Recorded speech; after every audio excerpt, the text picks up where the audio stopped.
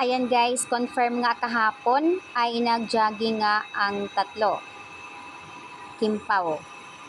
At si David, I think yung isa, yan lang naman lagi ang kasama nila pag-jogging.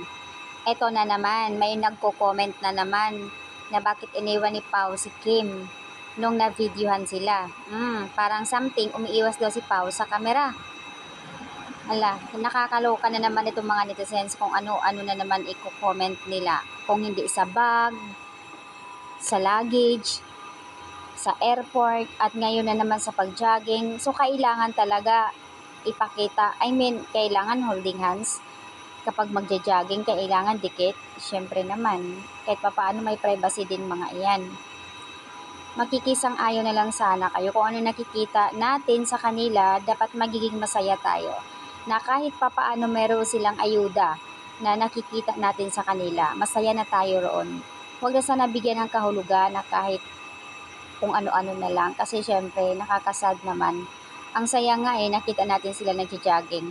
So tama pala yung kahapon na ipinost ni Kim sa kanyang IG story na kagabi pinost niya, tatlong paa. So I think si Pao yung naka-black, naka-pink yung si Kim, tapos naka-blue naman yung isa. So confirm nga na nagja-jogging na naman ang Kim Pao. Ang dami lang naman talaga nagsasabi ngayon na bakit nauna si Pao, bakit iniwan si Kim.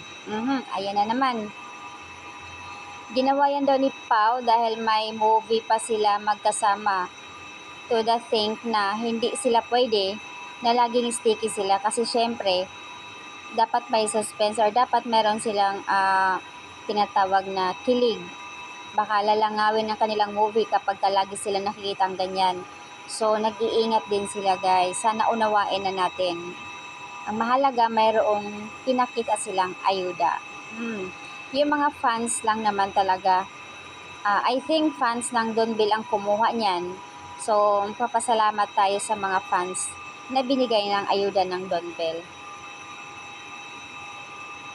Basta lang talaga may masabi kaya kung ano-ano na lang. They need to privacy guys, na kahit ngayon lang dyan. Kasi hindi sila pwede laging dikit ng dikit or ano pa kasi nga may movie sila. Hindi pwedeng laging kailangang ipakita ang closeness nila in public.